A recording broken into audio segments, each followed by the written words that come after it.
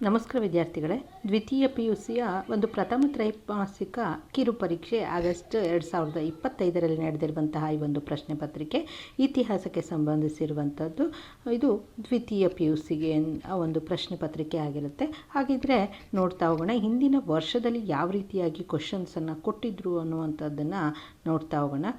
ಮೊದಲನೆಯದು multiple choice questions 5 ಇರುತ್ತೆ. ಹಾಗಿದ್ರೆ ನೋಡ್ತಾ ಹೋಗೋಣ. ಪ್ಲಿನಿಯ ಪ್ರಸಿದ್ಧ ಗ್ರಂಥ ಯಾವುದು ಅಂತ ಇದೆ. ನಾನು ಆನ್ಸರ್ಸ್ ಅಷ್ಟೇ ಹೇಳ್ತಾ ಹೋಗ್ತಾ ಇದ್ದೀನಿ. ನ್ಯಾಚುರಲ್ ಹಿಸ್ಟೋರಿಯಾ ಅನ್ನುವಂಥದ್ದು. ಇನ್ನು ಹಳೆಯ ಶಿಲಾಯುಗದ ಮಾನವ ಬಳಸಿದಂತಹ ಕಲ್ಲಿನ ಪ್ರಕಾರ ಯಾವುದು ಅಂದರೆ ಕ್ವಾರ್ಟ್ಜೈಟ್ ಅನ್ನುವಂತಹದ್ದು. ಹಾಗೆ ಮುಂದಿನ ಒಂದು ಪ್ರಶ್ನೆ ಮೂರನೆಯದು ಪ್ರತಿಪಾದನೆಯನ್ನು ನೋಡಿ. ಸಿಂಧೂ ನಾಗರಿಕತೆಯು ಪ್ರಪಂಚದ ಪ್ರಾಚೀನ ನಾಗರಿಕತೆಗಳಲ್ಲಿ ಒಂದಾಗಿದೆ. ಕಾರಣ ಇದು ಈಜಿಪ್ಟ್, ಮೆಸೊಪೊಟೇಮಿಯಾ ಮತ್ತು ಚೀನಾ ನಾಗರಿಕತೆಗಳ ಸಮಕಾಲೀನ ನಾಗರಿಕತೆಯಾಗಿದೆ. ಇದರಲ್ಲಿ ಕೊಟ್ಟಿರುವಂತಹ ಆಪ್ಷನ್ನಲ್ಲಿ ಎ ಮತ್ತು ಬಿಗಳೆರಡೂ ಸರಿಯಾಗಿದೆ. ಅಂದರೆ ಪ್ರತಿಪಾದನೆ ಮತ್ತು ಕಾರಣಗಳೆರಡೂ ಸರಿಯಾಗಿದೆ ಮತ್ತು ಬಿಯು ಎನ ಸರಿಯಾದ ವಿವರಣೆ ಆಗಿದೆ ಅನ್ನುವಂಥದ್ದು ಸರಿಯಾದಂತಹ ಉತ್ತರ. ಇನ್ನು ಕ್ಷೇತ್ರ ಎಂದರೆ ಏನು ಅನ್ನುವಂತಹ ಒಂದು ಪ್ರಶ್ನೆ, ಇದಕ್ಕೆ ಸರಿಯಾದಂತಹ ಉತ್ತರ ಉಳುಮೆ ಭೂಮಿಗೆ ಕ್ಷೇತ್ರ ಅಂತ ಹೇಳ್ಬಿಟ್ಟು ಕರಿತಾ ಇದ್ರು. ಇನ್ನು ಕೌಟಿಲ್ಯನ ಅರ್ಥಶಾಸ್ತ್ರವನ್ನು ಸಂಶೋಧಿಸಿದಂತಹವರು ಯಾರು ಅಂದರೆ ಡಾಕ್ಟರ್ ಶ್ಯಾಮ ಶಾಸ್ತ್ರಿಗಳವರು. ಇನ್ನು ಎರಡನೆಯ ಮೇನ್ ಬಂದುಬಿಟ್ಟು ಫಿಲ್ ಇನ್ ದ ಬ್ಲ್ಯಾಂಕ್ಸ್ ಇರುತ್ತೆ ನೋಡಿ. ಕೊಟ್ಟಿರುವಂಥದ್ದು ಆರನೆಯದು. ಇವು ಕೂಡ ಅಷ್ಟೇ 5 ಫಿಲ್ ಇನ್ ದ ಬ್ಲ್ಯಾಂಕ್ಸನ್ನು ಕೊಟ್ಟಿರ್ತಾರೆ. ಸಿಂಧೂ ಜನರ ಪ್ರಧಾನ ದೇವತೆ ಯಾವುದು ಅಂದರೆ ಅದು ಮಾತೃದೇವತೆ ನೋಡಿ. ಈ ಒಂದು ಫಿಲ್ ಇನ್ ದ ಬ್ಲ್ಯಾಂಕ್ಸನ್ನು ಬಹಳಷ್ಟು ಪ್ರಶ್ನೆ ಪತ್ರಿಕೆಗಳಲ್ಲಿ ರಿಪೀಟ್ ಆಗಿರುವಂಥದ್ದನ್ನು ನೋಡ್ಬೋದು. ಇನ್ನು ಸಿಂಧೂ ಜನರ ಪ್ರಧಾನ ದೇವತೆ ಯಾವುದು ಅಂತಂದರೆ ಅದು ಮಾತೃದೇವತೆ. ಇನ್ನು ಆರ್ಯರ ಬುಡಕಟ್ಟುಗಳನ್ನು ಡ್ಯಾಶ್ ಅಂತ ಹೇಳ್ಬಿಟ್ಟು ಕರಿತಾ ಇದ್ರು ಅಂದರೆ ಜನಗಳು ಅಂತ ಹೇಳ್ಬಿಟ್ಟು ಕರಿತಾ ಇದ್ರು. ಇನ್ನು ಜೈನ ಧರ್ಮದ ಚಿಹ್ನೆ ಯಾವುದು ಅಂದರೆ ಅದು ಸ್ವಸ್ತಿಕ್. ಗೌತಮಿ ಬಾಲಶ್ರೀಯು ಹೊರಡಿಸಿದಂತಹ ಶಾಸನ ಯಾವುದು ಅಂದರೆ ನಾಸಿಕ್ ಗುಹಾ ಶಾಸನ. ಇನ್ನು ಚಂದ್ರಗುಪ್ತ ಮೌರ್ಯ ಡ್ಯಾಶ್ ವ್ರತವನ್ನು ಆಚರಿಸಿ ನಿಧನ ಆಗ್ತಾನೆ ಅಂದರೆ ಸಲ್ಲೇಖನ ಅನ್ನುವಂತಹ ಒಂದು ವ್ರತವನ್ನು ಆಚರಿಸಿಬಿಟ್ಟು ಚಂದ್ರಗುಪ್ತ ಮೌರ್ಯ ನಿಧನನಾಗ್ತಾನೆ. ಇನ್ನು ಹೊಂದಿಸಿ ಬರೆಯರೇನು ನೋಡ್ತಾ ಹೋಗೋಣ. 11ನೆಯ ಒಂದು ಪ್ರಶ್ನೆ. ಇಲ್ಲಿ ಕೊಟ್ಟಿರುವಂತಹ ಪ್ರಶ್ನೆಗಳಲ್ಲಿ ಕೇವಲ ಉತ್ತರವನ್ನು ಮಾತ್ರ ನೋಡ್ತಾ ಹೋಗೋಣ. ಇಲ್ಲಿ ಟಾಲಮಿ ಅನ್ನುವಂಥದ್ದಕ್ಕೆ ಜಿಯೋಗ್ರಫಿ ಅನ್ನುವಂಥದ್ದು, ಏಕೆ ಜಿಯೋಗ್ರಫಿ ಅನ್ನುವಂಥದ್ದು ಸರಿಯಾದಂತಹ ಉತ್ತರ. ಇನ್ನು ಮಹೇಂಜೋದಾರೋ ಅಂದರೆ ಮಡಿದವರ ದಿಬ್ಬ ಅಂತ ಹೇಳ್ಬಿಟ್ಟು ಅಶೋಕ ಕೈಗೊಂಡಿರುವಂಥದ್ದು ಕಳಿಂಗ ಯುದ್ಧ. ಇನ್ನು ವಿಶಾಖದತ್ತನು ರಚಿಸಿರುವಂಥದ್ದು ಮುದ್ರಾ ರಾಕ್ಷಸ. ಗಾತ ಸಪ್ತಸತಿಯನ್ನು ರಚಿಸಿದಂತಹವರು ಹಾಲ. ಇನ್ನು ಮುಂದಿನ ಒಂದು ಒಂದು ವಾಕ್ಯದ ಪ್ರಶ್ನೋತ್ತರಗಳು. ಉತ್ಖನನ ಅಂದರೆ ಏನು ನೋಡಿ. ಒಂದು ವಾಕ್ಯದ ಪ್ರಶ್ನೆಗಳು 4 ಇರುತ್ತೆ, 4ಕ್ಕೂ ಉತ್ತರಿಸಬೇಕಾಗತ್ತೆ. ಉತ್ಖನನ ಎಂದರೇನು ಅಂತಂದರೆ ಉತ್ಖನನವು ಇಂದಿನ ಕಾಲಕ್ಕೆ ಸೇರಿದ ಪ್ರಾಚೀನ ಕಟ್ಟಡಗಳು ಅಥವಾ ಕಲಾಕೃತಿಗಳನ್ನು ಹೊರತೆಗೆಯಲು ಭೂಮಿಯನ್ನು ವೈಜ್ಞಾನಿಕವಾಗಿ ಅಗೆಯುವಂತಹದ್ದು. ಇನ್ನು ಮಗುವನ್ನು ಶಾಲೆಗೆ ಕಳುಹಿಸಲು ಮಾಡುತ್ತಿದ್ದಂತಹ ಸಮಾರಂಭ ಯಾವುದು ಅಂದರೆ ಅದು ಉಪನಯನ. ಅಶೋಕನಿಂದ ನಿರ್ಮಿಸಲ್ಪಟ್ಟಂತಹ ಅತಿ ದೊಡ್ಡ ಸ್ತೂಪ ಯಾವುದು ಅಂದರೆ ಅದು ಸಾಂಚಿ ಸ್ತೂಪ.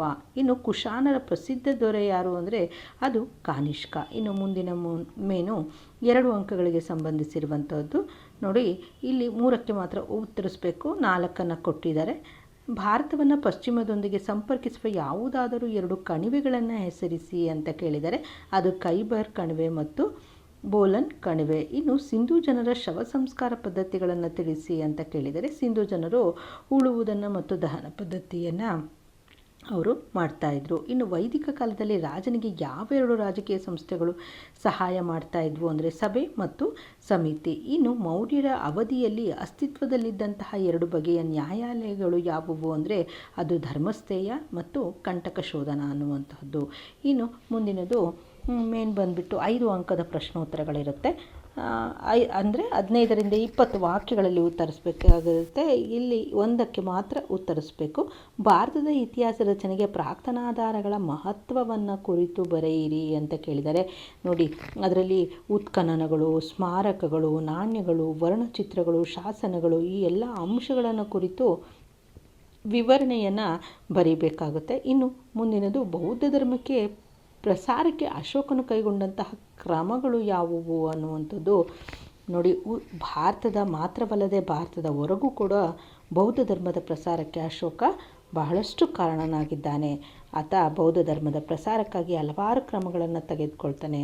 ಅವುಗಳನ್ನು ಕೊಟ್ಟಿರುವಂಥ ನೋಡಿ, ಬೌದ್ಧ ಧರ್ಮದ ಪವಿತ್ರ ಕ್ಷೇತ್ರಗಳಾದಂತಹ ಲುಂಬಿನಿ ವನ, ಗಯಾ, ಸಾರನಾಥ ಮತ್ತು ಕುಶಿನಗರವನ್ನು ಸಂದರ್ಶಿಸ್ತಾನೆ ಮತ್ತು ಧರ್ಮಗೋಷ್ಠಿಗಳನ್ನು ಕೂಡ ಆತ ಏರ್ಪಡಿಸ್ತಾ. ಇನ್ನು ಸಾಮ್ರಾಜ್ಯದಾದ್ಯಂತ ಅನೇಕ ವಿಹಾರಗಳನ್ನು ನಿರ್ಮಿಸ್ತಾನೆ ಮತ್ತು ಅವುಗಳ ದತ್ತಿಗಾಗಿ ಹೆಚ್ಚಿನ ಪ್ರಮಾಣದ ಹಣವನ್ನು ಕೂಡ ಆತ ವ್ಯಯಿಸ್ತಾ. ಇನ್ನು ಬುದ್ಧನ ತತ್ವಗಳನ್ನು ಬಂಡೆಗಳು ಮತ್ತು ಸ್ತಂಭಗಳು ಮತ್ತು ಗುಹೆಗಳ ಗೋಡೆಗಳ ಮೇಲೆ ಕೆತ್ತಿಸ್ತಾನೆ. ಇನ್ನು ಬೌದ್ಧ ಧರ್ಮದ ಪ್ರಚಾರತೆಗಾಗಿ ಧರ್ಮ ಮಹಾಮಾತ್ರರು, ಯುಕ್ತರು ಮತ್ತು ರಜ್ಜುಕರು ಎಂಬ ಅಧಿಕಾರವನ್ನು ನೇಮಿಸ್ತಾನೆ. ಇನ್ನು ಕ್ರಿಸ್ತಪೂರ್ವ 250ರಲ್ಲಿ ಪಾಟಲಿಪುತ್ರದಲ್ಲಿ 3ನೇ ಬೌದ್ಧ ಧರ್ಮ ಸಮ್ಮೇಳನವನ್ನು ನಡೆಸ್ತಾನೆ. ಬೌದ್ಧ ಧರ್ಮ ಪ್ರಚಾರತೆಗೆ ಆಫ್ಘಾನಿಸ್ತಾನ, ಬರ್ಮಾ, ಶ್ರೀಲಂಕಾ ಮತ್ತು ಯುರೋಪಿಗೆ ನಿಯೋಗಗಳನ್ನು ಕಳಿಸ್ತಾನೆ. ಅನೇಕ ಕಲ್ಯಾಣಕಾರಕ ಚಟುವಟಿಕೆಗಳನ್ನು ಕೈಗೊಳ್ತಾನೆ. ಅವನು ಬಾವಿಗಳನ್ನು ತೋಡಿಸ್ತಾನೆ, ವಿಶ್ರಾಂತಿ ಗೃಹಗಳನ್ನು ಕಟ್ಟಿಸ್ತಾ, ಹಾಗೆ ರಸ್ತೆಗಳ ಬದಿಗಳಲ್ಲಿ ಫಲ ನೀಡುವಂತಹ ಮರಗಳನ್ನು ಕೂಡ ಆತ ನಡೆಸ್ತಾನೆ. ಹೀಗೆ ಹಲವಾರು ಆಸ್ಪತ್ರೆಗಳು ಮತ್ತು ಶಾಲೆಗಳನ್ನು ಕೂಡ ಸ್ಥಾಪಿಸ್ತಾ ಸೇವೆ ಮತ್ತು ತ್ಯಾಗ ಅವನ ಒಂದು ಗುರಿಯಾಗಿತ್ತು. ಇನ್ನು 10 ಅಂಕಗಳಿಗೆ ಸಂಬಂಧಿಸಿದಂತಹ ಪ್ರಶ್ನೋತ್ತರಗಳು. 1ಕ್ಕೆ ಮಾತ್ರ ಉತ್ತರಿಸಬೇಕು. ಸಿಂಧೂ ನಾಗರಿಕತೆಯ ಲಕ್ಷಣಗಳನ್ನು ಸಂಕ್ಷಿಪ್ತವಾಗಿ ವಿವರಿಸಿ. ನೋಡಿ, ಇದು ಒಂದು ವೆರಿ ಇಂಪಾರ್ಟೆಂಟ್ ಆಗಿರುವಂತಹ ಕ್ವಶನ್ಸು. ಒಂದು 5 ಅಂಕಗಳಿಗಾದರೂ ಕೇಳ್ತಾರೆ ಅಥವಾ 10 ಅಂಕಗಳಿಗಾದರೂ ಕೇಳ್ತಾರೆ. ಇದು ಮಾತ್ರ ವಾರ್ಷಿಕ ಪರೀಕ್ಷೆಯಲ್ಲಿಯೂ ಕೂಡ ವೆರಿ ಇಂಪಾರ್ಟೆಂಟ್ ಆಗಿರುವಂತಹ ಒಂದು ಪ್ರಶ್ನೆ. ನೋಡಿ, ನಗರ ಯೋಜನೆ ಯಾವ ರೀತಿಯಾಗಿತ್ತು, ನಗರದ ಬೀದಿಗಳು ಹೇಗಿದ್ವು, ಒಳಚರಂಡಿ ವ್ಯವಸ್ಥೆ ಯಾವ ರೀತಿಯಾಗಿತ್ತು, ಸ್ನಾನದ ಕೊಳಗಳು ಹೇಗಿದ್ವು, ಹಾಗೆ ಉಗ್ರಾಣಗಳು, ಕಟ್ಟಡಗಳನ್ನು ಯಾವ ರೀತಿಯಾಗಿ ನಿರ್ಮಿಸ್ತಾ ಇದ್ರು, ಇವುಗಳನ್ನು ಬರೀಬೇಕು. ಇನ್ನು ರಾಜಕೀಯ ಜೀವನ ಯಾವ ರೀತಿಯಾಗಿತ್ತು, ಸಾಮಾಜಿಕ ಜೀವನ ಯಾವ ರೀತಿಯಾಗಿತ್ತು ಅನ್ನುವಂಥದ್ದು. ಇನ್ನು ಆರ್ಥಿಕ ಸ್ಥಿತಿಯನ್ನು ಕುರಿತು, ಧಾರ್ಮಿಕ ಸ್ಥಿತಿ, ಕಲೆ ಮತ್ತು ವಾಸ್ತುಶಿಲ್ಪ ಯಾವ ರೀತಿಯಾಗಿತ್ತು, ಮುದ್ರೆಗಳು ಮತ್ತು ಲಿಪಿಗಳನ್ನು ಯಾವ ರೀತಿಯಾಗಿ ಅವರು ಬಳಸ್ತಾ ಇದ್ರು, ಈ ಎಲ್ಲ ಅಂಶಗಳನ್ನು ಕುರಿತು ವಿವರಣೆಯನ್ನು ಬರೀಬೇಕು. ಇನ್ನು ಬುದ್ಧನ ಜೀವನ ಮತ್ತು ಸಾಧನೆಗಳನ್ನು ಬರೆಯಿರಿ ಅಂತ ಇದೆ. ನೋಡಿ, ಇದು ಕೂಡ ವೆರಿ ಇಂಪಾರ್ಟೆಂಟ್ ಆಗಿರುವಂತಹ ಕ್ವಶನು.